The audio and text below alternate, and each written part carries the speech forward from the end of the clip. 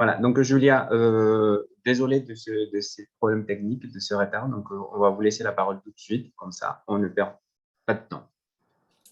Ok, donc juste comme prévu, Julia et Livia, vous avez 15-20 minutes. Et ensuite, on passe à la présentation suivante et on fera après une discussion et une petite pause avant la deuxième partie de la journée. D'accord? Donc, c'est à vous. Bonne présentation. Merci. Bon, je vais dire une autre fois, désolée pour être en retard ici dans cette salle. J'espère que ça ne fait pas beaucoup de mal aussi pour le programme et tout. Bon, Livia et moi, on va présenter en portugais, mais notre présentation, elle est en français. Mais après, s'il y a quelques questions en français aussi, on peut essayer de comprendre, de répondre. Donc, ouais. Bom, eu sou Julia Lourenço Costa, sou pós-doutoranda na Universidade Federal de São Carlos e vou apresentar essa pesquisa hoje junto com a minha colega de departamento, né, na Universidade Federal de São Carlos, a Lívia Falcone Pires, que é também pós-doutoranda na UFSCar e professora na Unicep. Intitulamos essa apresentação, então, Twitter ontem e hoje, observações metodológicas críticas, a gente vai tentar fazer, na verdade, uma comparação entre uma pesquisa anterior e as possibilidades que a análise do discurso, particularmente a análise do discurso digital, propõe atualmente, ou seja, esse novo olhar. Por isso a gente intitulou Observações Metodológicas Críticas, né? Bom, a nossa apresentação ela tá estruturada da seguinte forma. Vamos falar um pouquinho sobre os objetivos, a hipótese geral da pesquisa, a metodologia. Em seguida, vamos falar um pouquinho do Twitter em 2010, um percurso metodológico que foi feito nessa pesquisa de 2010, nesse primeiro tratamento dos dados, depois o Twitter em 2021 e a importância desse novo olhar metodológico, e, em seguida, os problemas contemporâneos da análise do discurso e tratando um pouco, dando um foco um pouco no que é descartado numa análise logocêntrica do Twitter, e aí as considerações finais. Queria reiterar e enfatizar que é uma pesquisa em andamento, a gente, a partir de diálogos de trabalho, enfim, de pesquisa, a gente teve essa ideia que ainda não está completamente pronta, né? Enfim, ela está aí os traçados gerais, né? Mais as hipóteses, os levantamentos do que pode vir a ser análises mais concretas no futuro, né? Bom, o primeiro, então, ponto, os objetivos foram, a gente escolheu, então, comparar esse funcionamento do Twitter em 2010, essa mesma rede social em 2021, com base na releitura de pesquisas anteriores, mais especificamente na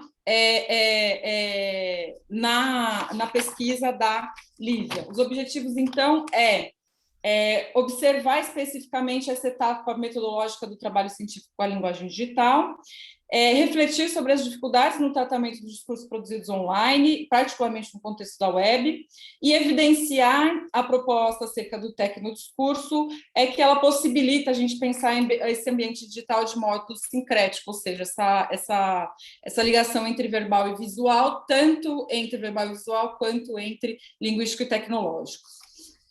A nossa hipótese de pesquisa, então, é a de que, a partir dessa perspectiva diacrônica, ou seja, de pegar o Twitter em 2010 e o Twitter em 2021, a gente pode confrontar não só objetos e ambientes, mas principalmente metodologias de trabalho na análise do discurso. O que a gente observa de diferente, a partir das diferenças, o que pode ser salientado por nós, analistas do discurso, nós das teorias do discurso. As propostas contemporâneas, então, da análise do discurso, a nosso ver, elas podem iluminar essa metodologia do fazer científico. Além disso, a gente procura evidenciar a urgência de análise do discurso de propor um programa metodológico que pode, a partir desse olhar crítico, né? A gente pressupõe, então, que a construção dos dados, dos observáveis e do corpus, tendo aí como base as propostas da professora Mariane Pavot, até o posicionamento epistemológico e social do pesquisador, as mudanças importantes, elas já podem ser assinaladas. Como metodologia dessa pesquisa, a gente vai comparar, então, o funcionamento do Twitter de 2010 E essa mesma rede social, em 2021, tem como base principalmente a dissertação da Lívia Falcone Pires, que é a minha colega de apresentação aqui hoje, e apontar, então, dessa perspectiva diacrônica, as questões metodológicas e teóricas mais salientes, né? A partir desse contraste, então, a nossa expectativa é provocar, evidenciar essa importância das novas abordagens, não tecendo uma crítica ao que foi feito anteriormente, mas buscando principalmente salientar as diferenças e, a partir delas, refletir um pouco sobre esse funcionamento. Então, explicitar também aí algumas das novas proposições metodológicas e epistemológicas acerca do processo científico de constituição de corpos em Pavot, Pioresac, Dias e Morin, principalmente. Bom, eu passo a palavra para a Lívia, que vai falar um pouco agora sobre o funcionamento do Twitter em 2010. Bonjour, je vais faire la présentation en portugais, comme Julia. Bom, je vais déjà faire, e voilà. A gente vai, na verdade, a gente parte dessa pesquisa, de uma pesquisa já feita, né, em nível de mestrado, né, de dissertação de mestrado, lá em 2010, no momento que a gente vai olhar, que a gente foi olhar o Twitter em 2010 como um outro lugar de fazer político eleitoral. Foi 2010 que aqui no Brasil o Twitter se construiu como esse outro lugar de fazer político eleitoral. É um certo marco aí na utilização do Twitter como uma possibilidade de lugar para campanha, né? E a gente foi olhar esse Twitter lá em 2010, ou seja, com os parâmetros de 2010 e com a construção do Twitter em 2010. Então, por isso que eu e Júlia tivemos essa necessidade de olharmos o Twitter agora, em 2021, exatamente por conta das diferenças e dessas constituições do Twitter nesse momento, né? Então, a gente foi olhar o Twitter que tinha uma condição imposta ali naquele momento de 140 caracteres, né? Bem reduzidinho, que essa condição da própria construção desses caracteres, dessa possibilidade de caracteres, promovia já uma coerção, né? Promovia já um controle nas postagens, né? A duração ou a não duração das publicações, né, tendo essa ideia de um right now e uma atenção, um foco sobre o verbal, porque naquele momento o Twitter se constituía se constituía de maneira mais estática, menos interlocutória e mais estática mesmo, mais dura, por assim dizer. O que aparecia ali num perfil do Twitter, num feed de notícias, era apenas uma imagenzinha, uma fotozinha no caso aqui eu analisava, então, né, a gente analisa ainda os twitters de políticos, naquele momento eles eram pré-candidatos, ou melhor dizendo, candidatos à presidência, né? Então o que aparecia era só a fotinho de perfil, o que produzia e o que a gente trabalhava naquele momento, um certo apagamento do corpo, um certo apagamento do corpo, né? Se dizia ali, o Curtini até em determinado momento fazia referência a um corpo fantasma, porque naquele momento, ali em 2010, com a estrutura do Twitter em 2010, produzia-se um certo apagamento do corpo, que não é algo muito cristalizado ali, se a gente for falar em discursividade política, que está muito referenciada na evidência da corporeidade, nessa grande questão de que o corpo do homem político é muito evidente e muito constituído. O Twitter, naquele momento, se produzia algo contrário, e aí a gente foi olhar especificamente o verbal. Pode. Aí, então, tá um exemplo para eu mostrar para vocês, né, a fotinho, como que o feed se dava naquele momento, isso é 2010, tá, gente? Isso é um print lá de 2010 mesmo. Pode passar, Júlia, por favor. Enfim, e aí para a gente pensar, então a gente marcou muito fortemente no verbal, exatamente por essa construção do Twitter lá de 2010, então a gente ia olhar só os posts, e aí num primeiro momento de análise, a gente foi fazer um tratamento nesse corpus para analisar a partir de um software que era o Lexico 3, lá em 2010, gente, então era uma versão ali de 2010 e tal, e aí a gente fez um certo tratamento, e aí esse tratamento gerou algumas questões, mas que não foram de fato muito pertinentes para o recorte e para a produção que a gente queria. E a gente se manteve na análise exclusivamente verbal, até pelo fato da própria construção do Twitter e da maneira como ele estava sendo mobilizado como campanha eleitoral naquele momento. Pode passar. Bom, e aí a gente fez um percurso de pesquisa, né? Como eu disse para vocês, a gente fez então um prévio tratamento para se pensar a utilização do léxico 3. A gente acabou, por que a gente fez esse prévio tratamento? Porque era uma quantidade muito grande de posts, né? Como dá para ver aqui, foi uma pesquisa feita entre 2010 e 2011, mas a gente utilizou as postagens feitas durante o período de campanha eleitoral oficial, né? Aqui no Brasil e esse período era julho, agosto, setembro e outubro de 2010, né, para a campanha de 2010. Então, a gente usou as postagens dos três maiores, melhor dizendo, dos três mais que apareciam melhor nas pesquisas eleitorais, né, naquela época. Então, a gente usou os posts desses três, né, que era a Dilma, o Serra e a Marina, né, a Marina Silva, que eram os três candidatos que apareciam, digamos, nas três primeiras colocações, durante especificamente o tempo de campanha oficial, né? E durante esse momento, a gente só fez, então, a postagem, a gente pegou, então, as postagens do verbal especificamente, né? Então, o objetivo da pesquisa naquele momento era descrever o funcionamento do discurso político eleitoral que ocupava naquele ano o Twitter, né? Então, e o objetivo, como eu já disse para vocês, era focar exatamente, era ter atenção, ficar mais atento ao verbal, né? Então, a partir da coleta e da organização e das seleções, a gente identificou o que a gente chamou a partir na esteira dos estudos da professora Marlene Colombuli, de estratégia. E essas estratégias a gente identificou algumas muito específicas, né, que são bem cristalizadas e bem constituintes da discursividade política no geral e que estavam ali aparecendo naquele outro lugar de fazer político eleitoral, que era o Twitter. A oscilação da esfera pública e privada, o mecanismo de produção de efeitos de verdade e a relação enunciativa entre o homem político e seu eleitor, que é o objetivo geral e final de toda a campanha política, né? Então, isso foi o que foi feito ali em 2010, a partir então daquela construção e daquela constituição do Twitter em 2010, com 140 caracteres, com as suas possibilidades ou a sua constituição de coerção, né, e a não evidência da corporalidade. Ali naquele momento, muitas coisas não apareciam e a Júlia vai dizer um pouquinho melhor a diferença entre um e outro. Então, passando para o funcionamento do Twitter em 2021, reitero novamente que a crítica não é sobre as pesquisas anteriores, mas sobre modos de se fazer pesquisa e observar os objetos hoje, a partir de um olhar contemporâneo da análise do discurso. A gente vê, então, que a imposição de 140 caracteres ela foi um pouco expandida, mas, para além de ser expandida, a gente observa as subversões que os próprios usuários propõem da rede, ou seja, a criação aí desse segue o fio, né? O fato de que eles podem colocar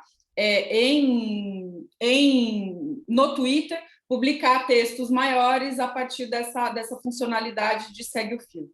A questão desse serviço aberto, de espaço livre, de segurança, enfim, parece ser uma questão no funcionamento das redes sociais em 2021, ou seja, em 2010, essa descrição ela não aparecia na descrição do Twitter. A durabilidade das publicações parece que são mais longas, porque não tem esse right now que foi salientado anteriormente, se coloca como um lugar de diversas perspectivas, onde as pessoas realmente colocam em diálogo várias proposições. Além disso, essa possibilidade de interlocução entre os usuários nos comentários e publicações, ela é maior, ou seja, a interatividade ela é maior no Twitter de 2021, além da possibilidade de postar vídeos, fotos e GIFs diretamente no feed, o que torna o Twitter em 2021 mais visual do que em 2010. É uma questão óbvia, mas que no tratamento do corpus e no tratamento metodológico da análise do discurso, muitas vezes não é considerado. Então, a questão, eu não vou ler todos os excertos, mas a gente aponta problemas contemporâneos aí da análise do discurso. Désolé, le titre, il est en portugais, les problèmes contemporains, mais je pense que c'est la même chose. Problemas contemporâneos da análise do discurso, a diferença entre usar a internet para construir corpos, ou seja, um trabalho feito, que foi o trabalho desenvolvido em 2010, que significa, ou seja, uma análise logocentrada, que é entrar na internet e, a partir de lá, extrair todos os enunciados e trabalhar com esses enunciados fora desse ambiente. Esse corpus, então, ele é trabalhado nos termos clássicos, nos conceitos clássicos da análise do discurso: acontecimento discursivo, polêmica, gênero do discurso, os temas, as próprias formas argumentativas, as estratégias que são utilizadas. E apenas o discurso verbal, então, é considerado como exemplo que a Lívia deu lá no Léxico 3, da classificação de toda a parte verbal e o tratamento dessa parte verbal. O Twitter, em 2021, à luz das propostas contemporâneas da análise do discurso, a internet observar, então, como corpus. Esse ambiente procura ser analisado, enfim, observado, e as metodologias são construídas para considerar esse ambiente de forma completa, o que é chamado pela professora Mariane Pavot de uma abordagem ecológica, ou seja, o objeto da análise ele não é mais somente o enunciado, mas o conjunto desse sistema no qual ele é produzido. E, inclusive, a noção de ambiente, que faz parte do dicionário da professora Mariane Pavot, é definido como um conjunto de dados humanos e não humanos no âmbito dos quais os discursos são elaborados, ou seja, para além de verbal e visual, a professora Mariane propõe também que a gente integre as categorias e as funções humanas e não humanas, ou seja, o tecnológico e também as produções linguísticas. Bom, aqui, rapidamente, eu não vou tecer grandes observações por conta do tempo, mas aqui o Twitter, então, em 2010 e o Twitter em 2021, do mesmo candidato, aí o José Serra. Em 2010, além de todas as diferenças de funcionalidade que é dado aí já na visualidade, a forma de tratamento não permitia também, não exigia que a questão visual e as questões de interação fossem consideradas. Em 2021, com tantos elementos agora na tela, fica um pouco a crítica em relação a um trabalho apenas com o verbal, ela se coloca de forma um pouco mais evidente. É claro que tudo isso depende dos objetivos de pesquisa. Algumas pesquisas prezam realmente pelo qualitativo e é isso, né? A gente está tentando dar foco nas abordagens contemporâneas que vão analisar esse ambiente todo do Twitter. O que é, então, descartado numa análise logocêntrica do Twitter? Rapidíssimo, esses dados do usuário, a foto do perfil, a foto de capa, a bio dele, o site, o arroba, o próprio nome dele pode não ser um nome próprio, pode, enfim, ser um pseudonimato, que significa várias coisas. Os metadados, aí, então, os amigos, o número de seguidores e os que estão seguindo, as publicações curtidas, os dados conceituais, a data, horário, data de ingresso nessa rede social, o caráter plurissemiótico, a disposição dos elementos, as propagandas, sugestões, os trending topics, as imagens e cores, e o caráter composto desses elementos clicáveis, as tecnopalavras, as funções como retweetar, comentar, enfim, compartilhar, também não são consideradas numa análise logocêntrica como a executada em 2010. Eu vou passar a palavra para a Lívia para ela finalizar, pelo que eu entendi, temos 3 minutos, então acho que dá tempo. Bom, então, a gente vai pensar, e aí a ideia nossa, então, é pensar exatamente como analisar isso hoje, né? Como analisar isso lá agora, em 2021, com uma diferença bem grande do Twitter, inclusive na possibilidade de interlocução e de relação entre quem está ali postando, né? Então, a gente tem outros itens clicáveis que não existiam anteriormente. A gente tem as imagens, por exemplo, a imagem de fundo também não existia anteriormente. Então, a gente tem algumas coisas que foram utilizadas, já que foram abordadas em um determinado momento lá em 2010, por exemplo, a hora, a entrada, e a gente tem coisas que não foram porque não existiam e nem estavam ali naquele momento, né? Então, a gente vai tentar olhar, a gente quer tentar olhar e fazer essa relação, né, dessa integração entre o verbal e não verbal, que agora é muito pertinente por conta de como o Twitter se dá, né? Exemplos, então, de movimento, né? De mudança, na verdade, né? Entre esse discurso numérico, né? Entre esse discurso digital e essa maneira ecológica, né? A partir, então, da esteira da professora Mariane Pavot. essa discursividade política da época, né, como ela era colocada ali em 2010, que a gente olhou naquele momento, era quase que tirar de uma mídia e colocar na outra sem muitas modificações, né? O discurso político hoje, né, que não é somente pensando então nesse tecnodiscurso, né, nessa mobilização das ferramentas de um sistema, né? Então a gente pensando a partir desse outro olhar, que é um olhar dado mais agora na contemporaneidade, né? E pensando então esse Twitter, que é o Twitter da contemporaneidade, distinto ali daquele de 2010, né? E essa passagem desse olhar, né, desse approach verbal, né, para esse mais sincrético da tecnologia que é colocado em evidência e que hoje, em 2021, o Twitter se mostrando, ou se colocando de maneira diversa de 2010, ele nos dá, então, a possibilidade de olharmos, então, para esse mesmo lugar, para esse mesmo corpus, não mesmo, né, porque de 2010 era diferente, as imagens que vocês viram, dá a oportunidade de a gente olhar para esse mesmo corpus, hoje, a partir de uma outra visada, a partir de um outro aporte metodológico, e que é muito pertinente para a gente poder ver a diferença entre um olhar e outro, e para a gente poder ver, inclusive, o que se pode dizer sobre o Twitter hoje na atualidade. Eu friso aqui que a gente não está dizendo que o que foi feito não era para ser feito, pelo contrário, a gente está dizendo que o que foi feito foi o que foi permitido ser feito exatamente pela construção daquele Twitter, e o que foi o recorte que a gente mobilizou pelos objetivos que a gente tinha naquele momento, e a gente hoje está tentando olhar como então a gente pode fazer, como então a gente pode analisar nessa perspectiva mais diacrônica, como diz a Júlia, como a gente pode analisar esse Twitter de 2021, tendo um parâmetro que a gente já fez anteriormente. Acho que é isso.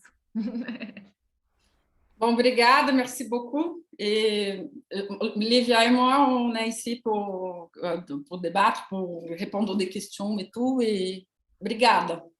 Merci, nous sommes là pour répondre à quelque chose, quelques débats. Merci beaucoup. Merci beaucoup, Julia et Livia. Camilla, on laisse les questions pour la fin, non? Oui, on avait prévu de faire les 2 présentations et ensuite prendre les questions. Et faire éventuellement une petite pause très petite parce qu'on est bien en retard. Donc, on propose de passer à la présentation suivante de Pia Garcia. J'ai déjà... Pardon, Camilla, j'ai déjà donné j'ai déjà renommé Nicole, je pense, comme co-hôte. Vas-y, Camille. Très bien. Non, c'est juste la présentation suivante. Donc, de Pia Garcia, Angela Arellano, Yefeyu, Nicolas Guelera et Daniel Orellana. Pardon, je suis vraiment désolée de mon accent horrible. Mais donc, vous avez normalement les droits pour la présentation. Donc, on vous laisse tester la projection, le partage d'écran plutôt. Je ne sais pas quel est C'est Nicole qui va la voir. Hola, sí, yo voy a hablar. Hola, Nicole, Gracias. ¿es tú la que habla? Sí, sí. Es que me costó un poco por la lengua, lo siento. No. ¿Puedo compartir? Sí, normalmente ya te he nombrado y puedes compartir. Ya, gracias. Bien, supongo que se ve bien.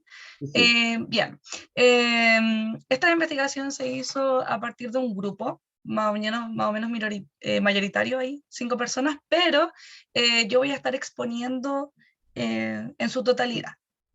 El nombre de nuestra ponencia es El acontecimiento Iquique en Chile a través de Twitter, una propuesta de análisis. Para comenzar, bueno, igual lo voy a hablar en la contextualización, pero explicar un poco que Iquique es una ciudad que se encuentra al norte de Chile, y por eso que le llamamos el acontecimiento de Iquique, porque referido al suceso, porque si bien se habló bastante sobre el tema, no tuvo un nombre específico el acontecimiento. Bien, el plan de la exposición entonces, como les decía, una pequeña problematización, hablar brevemente sobre el marco teórico en el que nos basamos, la metodología, el análisis y las conclusiones. En cuanto a la introducción, primero es necesario, para poder hacer este análisis, hablar un poco de la inmigración en Chile. Hay una gran diferencia entre la inmigración en Chile en el siglo XX y el siglo XXI. Siglo XX, mayoritariamente vamos a hablar de inmigración europea. Obviamente hubo inmigración de países latinoamericanos, pero es lo que más se conversa, marca la historia, y claramente tuvo un recibimiento positivo por parte del país, recibir, ¿no es cierto?, inmigrantes europeos. Por lo tanto, de hecho, ni siquiera se les llama inmigrantes, sino más bien extranjeros. Como que eso también es importante y después lo voy a volver a mencionar. Versus el siglo XXI, donde la inmigración se ha visto marcada, por así decirlo, por olas de inmigración de diferentes países de Latinoamérica. A comienzos del siglo fue más bien una inmigración peruana. Por mucho tiempo también se hablaba de que Santiago era Perú, porque había momentos, lugares en la capital del país en donde había mucha inmigración peruana. Por ahí, en esta década, la inmigración haitiana y venezolana, que ha sido mayoritaria, que también se ha comentado mucho, en parte también por las posibilidades de las redes sociales, de ir comentándolo. ¿Cuál es el contexto de esta investigación? El 25 de septiembre de este año hubo una manifestación anti-inmigración organizada y desarrollada en Iquique. Esta fue un acontecimiento muy mediático, no por la manifestación en sí, sino porque terminó la manifestación con la quema de pertenencias de inmigrantes que viven en la ciudad. Más adelante les voy a mostrar una fotografía, pero fue altamente comentado en redes sociales, en televisión, a nivel nacional e internacional este suceso, tanto defendiéndolo como criticándolo. Este acontecimiento se dio bastante en Twitter a través de distintos hashtags. De hecho, aquí yo solo puse algunos, pero un poco para ilustrar que no hubo unanimidad en cómo nombrar este acontecimiento. Aquí les puse una fotografía para que más o menos, si es que no, es probable que no hayan conocido el hecho. Esto es en Iquique, estas son pertenencias, no es basura, son las cosas, son las pertenencias de inmigrantes venezolanos en Chile. Y estas personas que estaban en la manifestación las quemaron. Se pueden ver ahí hasta ruedas, creo que hubo hasta coches de bebé, etcétera, y tanto a nivel nacional como internacional se comentó mucho precisamente por el alcance que tuvo. Avanzo. ¿Cuáles fueron las preguntas de investigación entonces que nosotros nos propusimos responder? La primera, ¿cómo las determinaciones sociales y tecnológicas del acontecimiento Iquique en Twitter permiten trabajar algunos aspectos centrales del análisis del discurso? ¿En qué medida este acontecimiento en Twitter nos permite reflexionar sobre la manera de construir un corpus digital? Y por último, ¿cómo se despliega la dimensión argumentativa en una red social como Twitter cuando se abordan acontecimientos sociales que revelan discriminación y exclusión? Para eso nos planteamos como objetivo general, como objetivo de la investigación, discúlpenme, analizar los sintagmas nominales y predicativos, como migrante, ilegal, entre paréntesis, porque eso se centra también el concepto de extranjero, ilegal o irregular. Todas estas son las maneras de nombrar los argumentos también y las falacias que circularon en Twitter con respecto al acontecimiento sucedido en Iquique. Bien, en cuanto a nuestro marco teórico en el que nos basamos, primero trabajamos con el concepto de nominación, que pueden ver aquí la definición, precisamente por este problema teórico y problema que nosotros podemos observar a través del corpus, en que no hubo, ¿no es cierto?, un nombre o una manera única de nombrar este acontecimiento. Todo lo contrario, y se van a dar cuenta que se desplegaron bastantes, no solo los hashtags, que podemos, como una primera manera de adentrarnos al discurso, sino también en cómo se refieren en las mismas categorías que nosotros pudimos identificar al hacer el análisis. Y bueno, el concepto de momento discursivo Y precisamente y específicamente aquí de instante discursivo, que aquí está presente la profesora Sofía Magón, en el que nos basamos porque esta marcha y este acontecimiento se da precisamente en un marco súper complicado en Chile. No me voy a explayar en este tema porque no tengo tanto tiempo, pero en Chile se han vivido distintos procesos, no solo el proceso de la pandemia COVID-19, que es el que se da, ¿no es cierto?, a nivel mundial, sino porque en el año 2019 Chile comenzó un proceso de mucha protesta llamado nacional e internacionalmente como estallido social, que no culminó, no tuvo un proceso de cierre natural, por así decirlo. O sea, no es que haya cesado de haber protestas ni nada de manera, ¿no es cierto?, paulatina, sino que se vio interrumpido por la pandemia. Por lo tanto, este acontecimiento que ocurrió en Iquique se da en este contexto, en un contexto de un país dividido, de un país que sigue, ¿no es cierto?, con estas discusiones, en un contexto de pandemia y en un contexto también, y no menos importante de decir, de elecciones presidenciales. Y como todo el año se ha hecho campaña, ¿no es cierto?, ciertos candidatos, sobre todo de ultraderecha, han tenido este tipo de comentarios discriminatorios también anti-inmigrantes. Por eso que es importante comprender este acontecimiento como un instante discursivo dentro de un momento mucho más complejo que vive el país. También aquí trabajamos un poco, porque más que nada tomamos la noción del disensus propuesta por Plantan y Amosi. ¿Por qué? Si bien este estudio, ¿no es cierto?, se hizo para el debate, ¿no es cierto?, el debate oral, también creemos que se puede adecuar a la discusión que se da o que se puede dar en Twitter, en esta red social. Hablamos de la dicotomización del discurso, de la radicalización y de la polarización, en donde tenemos, ¿no es cierto?, sí o sí, dos posturas extremas en las que se va dando la discusión, y también, ¿no es cierto?, el hecho de que primen argumentos no centrados en el logos, no lógicos, ¿no es cierto?, sino más bien basados en la emocionalidad. Bien, en cuanto a la metodología, nuestro corpus de trabajo es de carácter cualitativo interpretativo. Se contempla, ¿no es cierto?, un estudio de un pequeño corpus que se recopiló en la red social Twitter, según el concepto, ¿no es cierto?, de instante discursivo. Voy aquí un desliz acá. Del evento, ¿no es cierto?, de Iquique. El corpus es de 13 tweets y las categorías de análisis corresponden a la de sintagma nominal, nominaciones, predicaciones y representaciones sociales de los actores. ¿Cuáles fueron los criterios que nosotros tuvimos para seleccionar este corpus? El primero, el instante discursivo, también el criterio del Twitter. ¿Por qué esta red social y no otra? Por ejemplo, porque nosotros tomamos en cuenta que la función del Twitter es entregar un comentario, una opinión sobre el tema, mientras que, por ejemplo, Facebook e Instagram, en donde también quizás se pudo dar algún tipo de discusión, no tiene esta finalidad, más bien sí se dio a través de memes o a través de otro tipo de expresión. Consideramos el retweet en dos de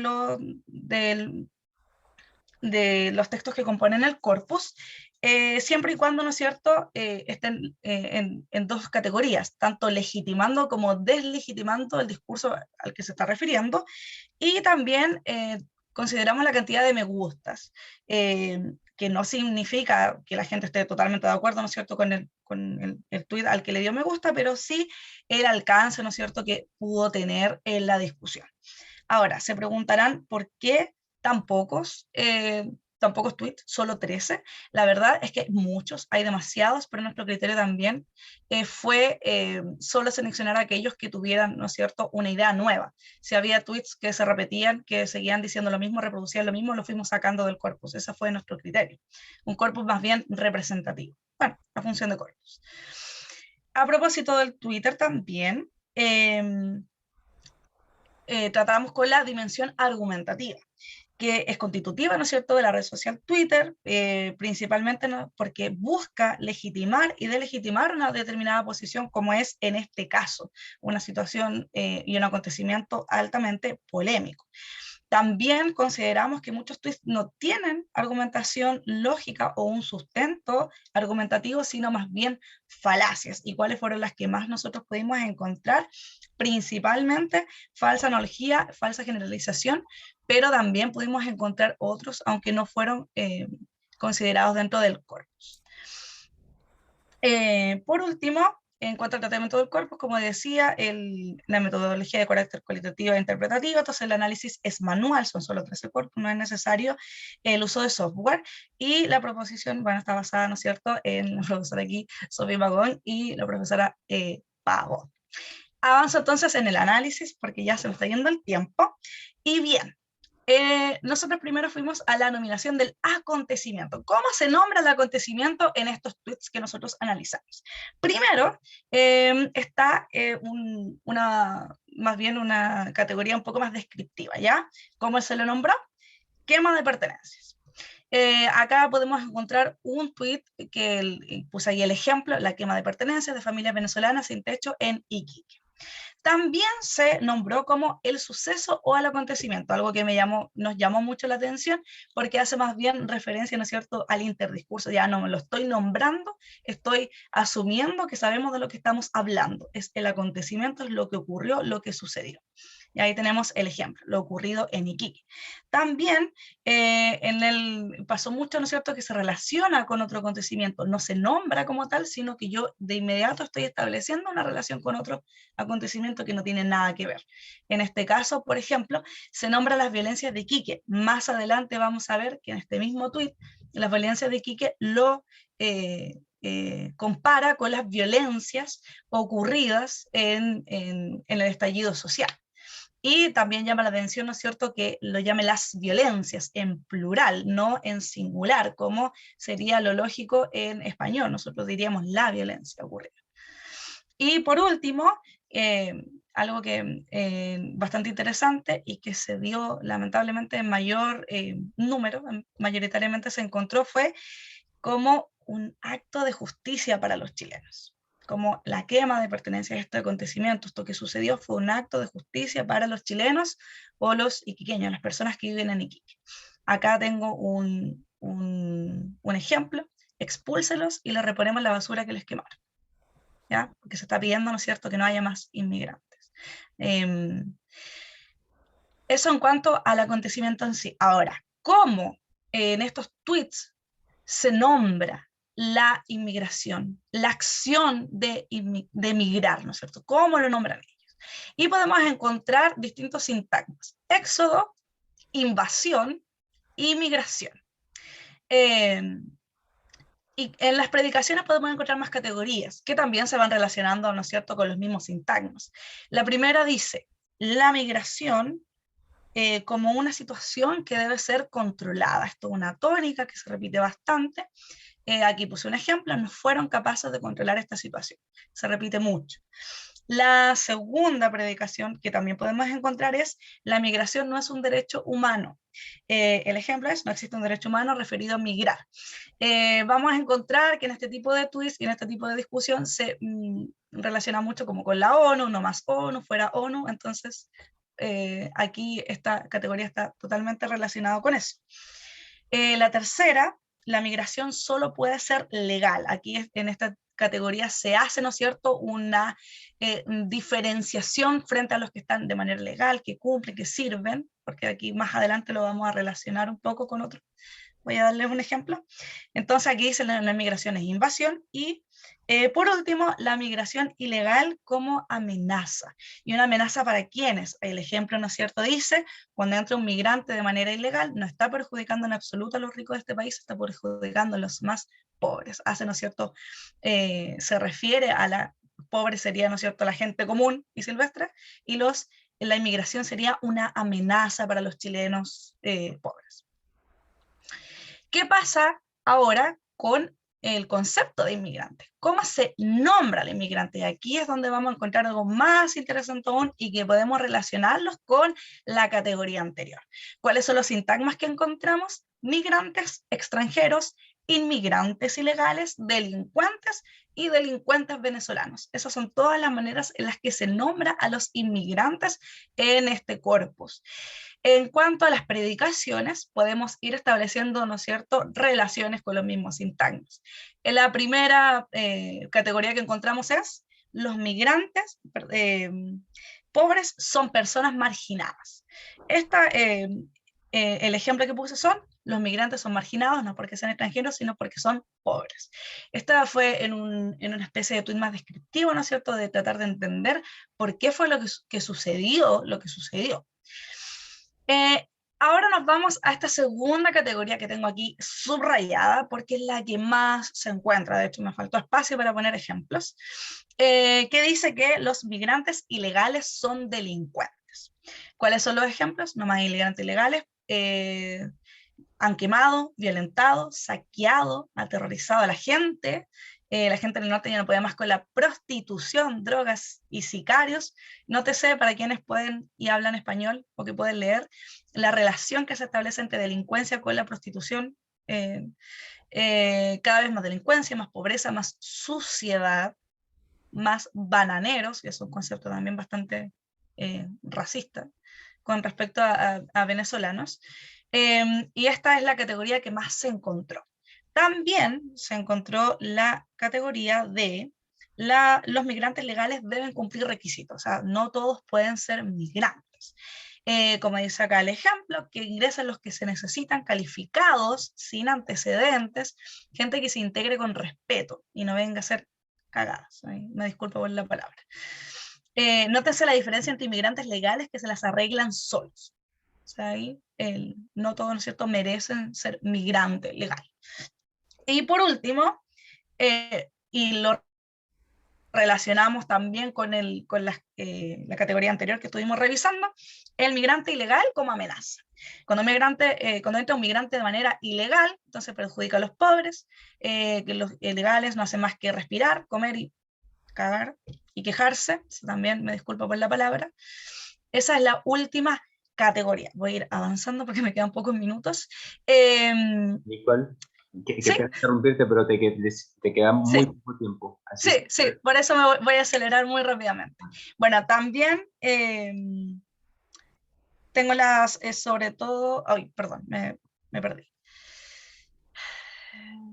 Ya, ¿cómo se nombra a los mismos chilenos o los mismos iquiqueños? Aquí voy a solamente rescatar algunas cosas. Discúlpeme un segundo. Bueno, los iquiqueños dicen basta, que también se puede ver en el mismo hashtag, o sea, que están hartos de la situación. También como los chilenos como traidores a la patria, o sea, quienes defienden a los inmigrantes serían traidores a la patria, y ahí inventan una palabra que no existe, endofobia, como... y por último, los chilenos como defensores de la patria, ¿ya? O sea, las personas que apoyan, las personas que hicieron esto de quemar las cosas, de protestar, están defendiendo a la patria. Por último, mostrar la diversidad de hashtag para nombrar el mismo acontecimiento. O sea, no hay uno solo, pero los que más se repiten son no más inmigrantes, Iquique dice basta, y no más inmigrantes ilegales, pero también lo mezclan con la ONU, lo mezclan con temas políticos, por ejemplo, Brigida Core, que es un cargo público que alguien está... postulando, también Plaza Baquedano, o sea, relación con el estallido social. Aquí se mezclan muchas cosas, y también el hashtag de las ciudades, Iquique y Pozo Almonte, Iquique glorioso. Voy a tratar de hacerlo muy, muy, muy rápido. En cuanto a las falacias, encontramos mucho la falsa analogía, que es esta falsa comparación, ¿no es cierto?, entre lo que sucedió y el estallido social. Mucho tiene que ver con que como hubo violencia en el estallido social, aquí igual puede haber violencia. Esa es más que nada, en resumen, los ejemplos que puse acá. Y la falsa generalización, que es como que todo el mundo está harto, todos están a favor de lo que sucedió. Y que todos quieren, como todo Chile o todo Iquique quiere que se vayan los inmigrantes. Está la falsa generalización. Bueno, y como conclusiones entonces, pasa mucho que se personifica la ciudad de Iquique como un recurso argumentativo, como Iquique dice basta, por ejemplo. También que hay una... discúlpenme un segundo porque me pierdo con la lengua. Que hay heterogeneidad de hashtag, a diferencia de otros en donde solo hay un hashtag y me da, ¿no es cierto?, me hago referencia directa al acontecimiento, por ejemplo, estallido social. Aquí no, aquí hay mucha diferencia. También el papel de la dimensión argumentativa, que aparentemente es constitutiva de Twitter, busca legitimar o deslegitimar una determinada posición ante un tema polémico, sobre todo como en este caso. Muchos tweets no tienen argumentación lógica, tienen falacias, aquí mayormente encontramos las que mencioné, y esta, ¿no es cierto?, llegamos como a conclusión que Twitter reproduce lo que se discute en el espacio público, pero que a la vez crea, ¿no es cierto?, nuevas discusiones, como en cierta manera refleja y crea las mismas discusiones. Y bueno, también aquí están las referencias. Discúlpenme por haberme pasado un minuto. Muchas gracias. Vale, muchas gracias a ti, Nicole. Gracias. Merci pour les présentations, pour les deux présentations qui sont très claires. Donc, je propose que maintenant, on passe à une partie pour les questions. On a prévu donc 10 minutes, si on peut, pour les questions. Vous pouvez poser les questions dans les 3 langues, soit en ouvrant votre micro, soit en écrivant directement via les chats. Comme ça, on pourra discuter ensemble. On pourra faire ici aussi éventuellement des traductions. Et après, on fera une petite pause de 5 minutes avant d'enchaîner pour la deuxième partie. Est-ce qu'il y a des questions par rapport aux deux présentations?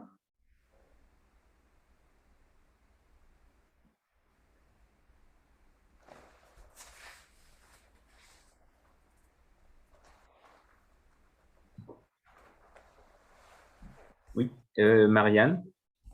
Oui, j'avais une petite question à poser à Julia et Livia. Vous avez montré sur une slide une comparaison entre un compte Twitter de 2010 et de 2020 ou de 2011 et de 2021. Je me demandais si vous aviez plus de matériaux comme ça, historiques, parce que vous avez une vraie perspective historique qui est très intéressante.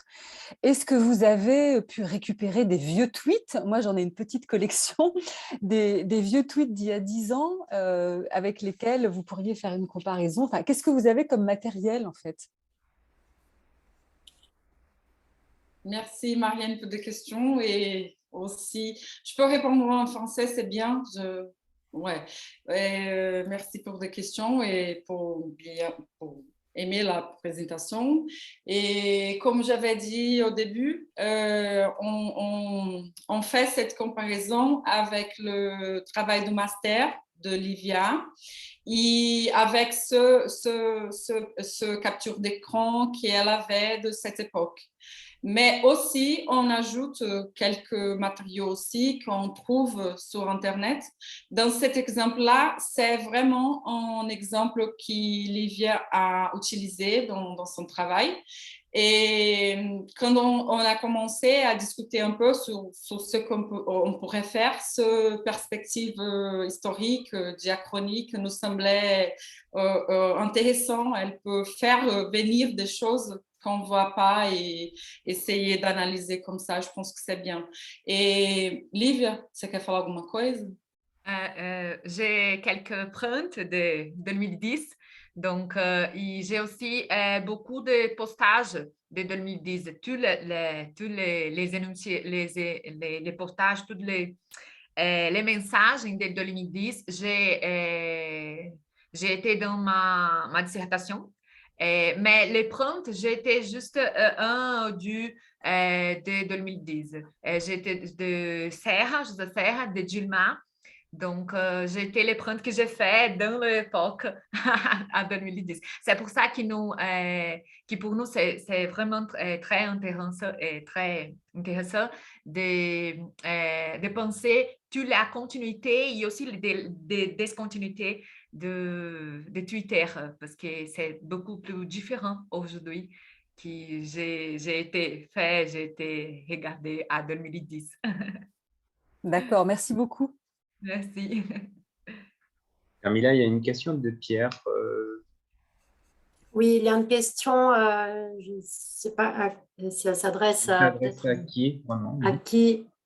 Pierre, est-ce que vous pouvez donner plus de précision éventuellement?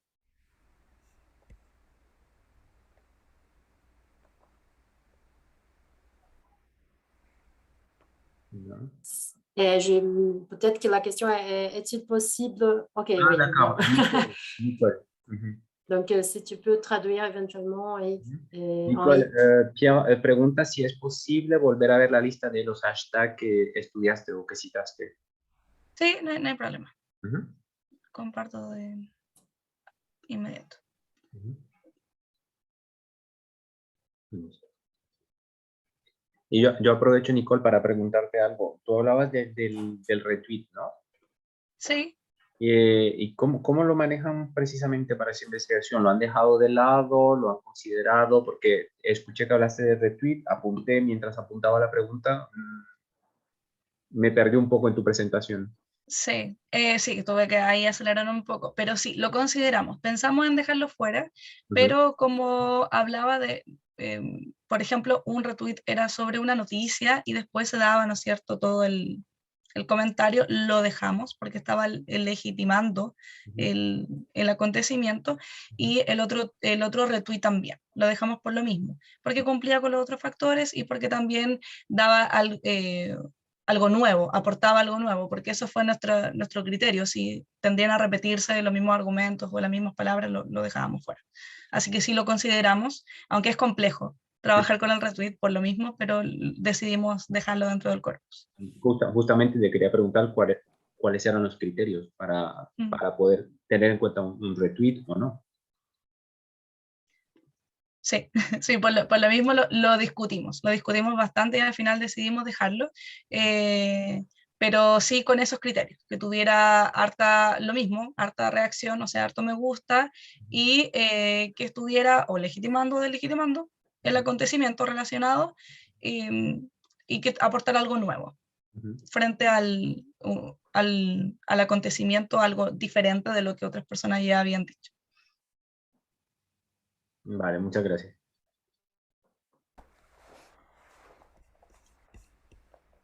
Y a-t-il d'autres questions, peut-être? Sinon, j'en ai une. Quelqu'un qui n'est pas du tout une spécialiste du discours, mais j'aimerais bien la poser quand même. Surtout à Livia et à Julia. Je vais poser la question en français, mais après, vous pouvez répondre si vous voulez en portugais. Moi, je ne suis pas du tout spécialiste du discours, mais par contre, je m'intéresse beaucoup de plus en plus à la communication politique numérique, disons, sur les plateformes, notamment les médias sociaux numériques. Donc, je voulais savoir aussi, dans vos analyses, dans quelle mesure vraiment, on va dire, la matérialité de plateforme au sens vraiment de dispositifs, de contraintes, de design, vraiment, elles sont aussi prises en compte dans cette analyse-là, et aussi comment vous pouvez faire dialoguer. Est-ce qu'on pourrait parler de, je sais pas, une rhétorique vraiment native de numérique? Quels sont les liens en fait qu'on peut trouver par rapport au discours politique précédent, enfin, qui n'est pas forcément en ligne? Est-ce que vous voyez est-ce qu'on peut parler de deux choses différentes, ou est-ce qu'il y a quand même des choses qui restent toujours pertinentes, un peu comme de balises, on va dire, de ce champ de discours politique contemporain? Je ne sais pas si c'était très clair. Você vai, Lívia? Quer que eu vá? Eu posso ir. Ah. Je vais répondre en português, c'est mieux, não? Comme tu veux. Bom, quando eu fiz o trabalho, né, lá em 2010, na verdade, o que acontecia, Camila? Era basicamente uma transposição da discursividade política existente na mídia, na TV, no rádio mesmo, colocada no Twitter. Basicamente, eles faziam da mesma maneira que eles saíam para a rua, por exemplo, ou que eles faziam a campanha especificamente na TV, eles faziam isso no Twitter. Então, era basicamente uma transposição. Ainda não tinha uma interferência muito grande do Twitter, né, e dessa construção que o Twitter permite. Naquele momento, em 2010, que foi o primeiro momento que os políticos, a campanha política eleitoral aqui no Brasil, tomou o Twitter como um fazer eleitoral. Tá? Hoje, na atualidade, a gente já tem uma construção bem distinta. Na verdade, a gente tem uma construção, inclusive, dos enunciados, que são específicos ali para aquela rede, né, que é o Twitter, né?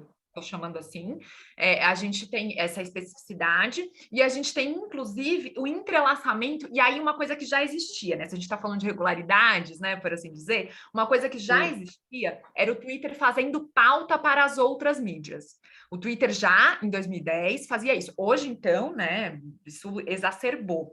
Mas o que se tem hoje é eu falo que é uma certa exacerbação dessa relação entre o político e o eleitor e do âmbito privado, que não estou dizendo que isso não existia anteriormente, né? Se a gente for pensar a evidência da mídia TV, ela evidenciou o privado em detrimento do público, né? Isso a gente pode ver na teoria, né? Por assim dizer. E hoje no Twitter a gente tem essa exacerbação do privado em detrimento do público. Isso é muito forte. Lá em 2010, isso ainda estava, digamos, no mesmo patamar, ainda, digamos que eles tinham um certo medo, né, de fazer essa exacerbação. Hoje, aqui no Brasil, e aí eu estou dizendo do âmbito brasileiro, tá? Aqui no Brasil, por exemplo, a gente tem postagens dentro de um hospital, né? A gente tem postagens vou dar um exemplo agora de um candidato aqui na época da campanha para prefeito, que era o Bruno Covas,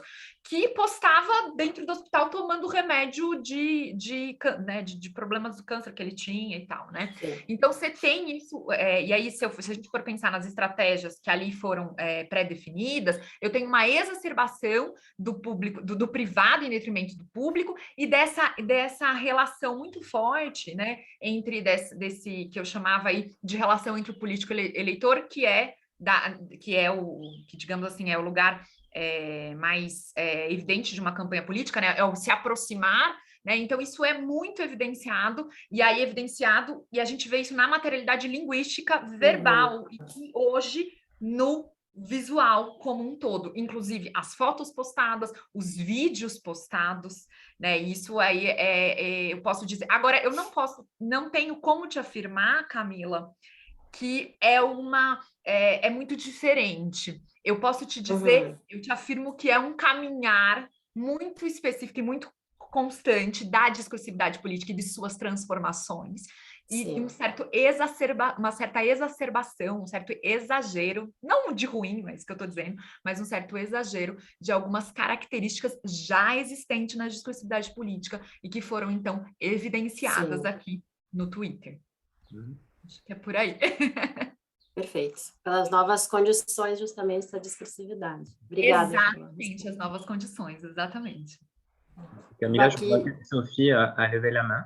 Oui, c'est vrai. Sophie Morin, s'il vous plaît. Oui, alors moi je me posais une question à propos de l'acontecimiento Iquique en Chile. Je me demandais, alors je crois que les hashtags effectivement jouent un rôle très différent que de la presse normale. Par contre, sur les nominations d'événements, est-ce qu'il y a des choses différentes parce qu'on est sur Twitter, ou est-ce que c'est finalement les mêmes désignations qu'on va retrouver dans la presse, etc. C'est-à-dire, est-ce que le hashtag, oui, je crois que c'est intéressant spécialement, mais les nominations sur Twitter, est-ce qu'elles sont vraiment différentes de celles qu'on retrouve dans la presse normale, la télévision, etc.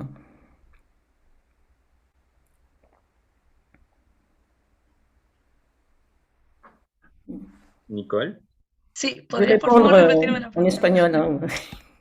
Por favor. Je pense qu'elle n'a pas suivi. Elle n'a pas suivi. Euh, Tu peux le reformuler en espagnol mieux que moi, je pense. Oui, alors, la question c'était, est-ce que la pregunta era, las nominaciones en Twitter realmente tienen alguna particularidad o se diferencian o no se diferencian o no de la prensa normal, ¿no? O no sé cómo lo perciben ustedes. Pablo, no sé si me quedé Est-ce qu'on trouve des nominations différentes ou des nominations qui seraient spécifiques à Twitter, ou est-ce qu'on retrouve les mêmes qu'on va retrouver dans la presse ou la télévision, etc. ¿Se encuentran las mismas nominaciones en Twitter o si estas son diferentes con respecto a las que se encuentran en la prensa? Mira, la prensa es más bien, entre comillas, descriptiva. Sabemos que no es tan así, pero no hemos hecho un estudio. Quizás podríamos hacer esa comparación, porque nos centramos en Twitter.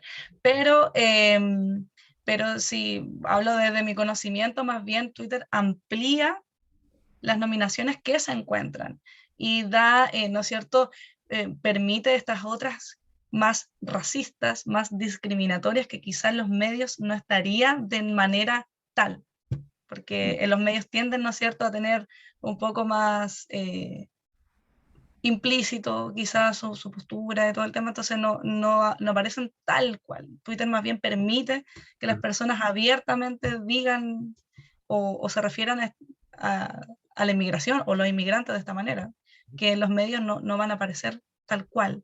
Entonces, más bien siento yo que lo amplía. Ahora, te estoy hablando siempre desde lo hipotético porque no hemos hecho el análisis, pero esa creo yo, esa es mi hipótesis. Twitter permite salir, Nicole, no sé si es lo que tú querías decir, permite salir del políticamente correcto, ¿no? Y de entrar en una expresión de tipo más libre, ¿no? Sí, de hecho en la prensa fue más bien condenable, ¿eh? Si hablamos fue más bien condenable el acto porque se quemó pertenencias, pero claro, Twitter permite que salgan estas posturas que justo ayer tuvimos elecciones en Chile, entonces aparentemente estas posturas son bastante mayoritarias, más de lo que creíamos. Así que creo que Twitter lo permite mucho más que los medios. Très bien, donc je propose qu'on fasse une petite pause. Henri, tu me diras de 5 minutes, juste pour fermer. Et on revient vers 25, ça te va, Camilla? On peut nos caméras et revenir pour continuer avec 3 autres présentations. Oui, on revient à 16h25. 16h25, não sei, meio-dia 25 no Brasil. Até logo então. À tout à l'heure. Tout à l'heure.